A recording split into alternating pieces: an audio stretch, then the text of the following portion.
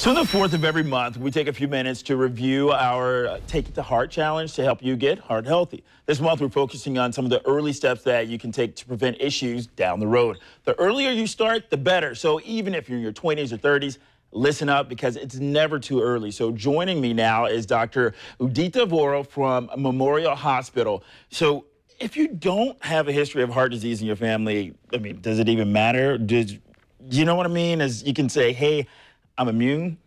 I think we sometimes put too much emphasis on family history. Family history is just a component of what gives somebody risk for heart disease. So each of us are sort of responsible for our own health. There are a lot of different things that can contribute: high blood pressure, diabetes, smoking. So there are many different factors. Family history is just one component out of all of those things. Okay, so you're not immune. So now let's talk about ways that we can actually work to prevent this. And we talked about exercise. You got to make time for that. You were saying that you even wake up, even with 2 kids, at 5:30 and get in how much exercise a day? I do roughly 30 to 45 minutes of cardio type exercise. How often do we got to do that, though? Ideally 5 days a week. 5? Okay. All right. So now we have a long list of things. Starts with smoking. Let's elaborate on that. I think, if you're in the age group of a 20 or 30-year-old, you have the most opportunity, if you can quit now, to really give yourself that long-term health benefit. Some of the effects that you've had, the negative effects of smoking, can actually be reversed if you quit now, though.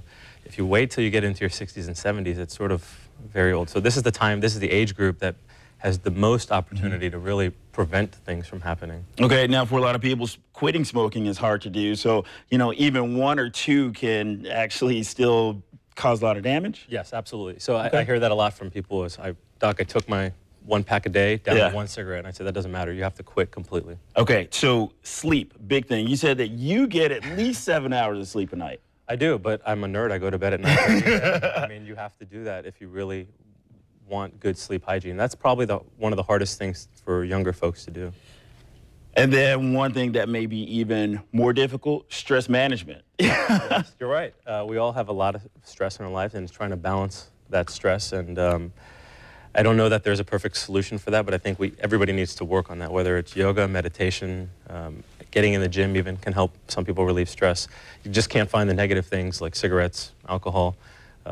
So we have to all find our own way to manage stress. All right, Doc, thanks a lot. It looks like I have my homework cut out for me. So Channel 4, together with the doctors at Baker Gilmore Cardiovascular Institute and our friends at Walgreens, have put together the Take It to Heart 4 on 4 challenge. On the 4th of every month, we remind you of the 4 steps. First, learn the symptoms and see how heart disease in women is different than in men. Second, know your risk factors, like whether you're diabetic or have elevated cholesterol. Step number 3, stop smoking. The doc just said it. It doesn't matter if you cut down or if you don't smoke. Make sure that you spread the word how deadly the habit is. And finally, step 4 of the challenge, exercise. Something as simple as walking will put you in the right direction. And anyone can take the challenge. If you're ready, just head over to news4jax.com, go to the health section, and click on Take It to Heart.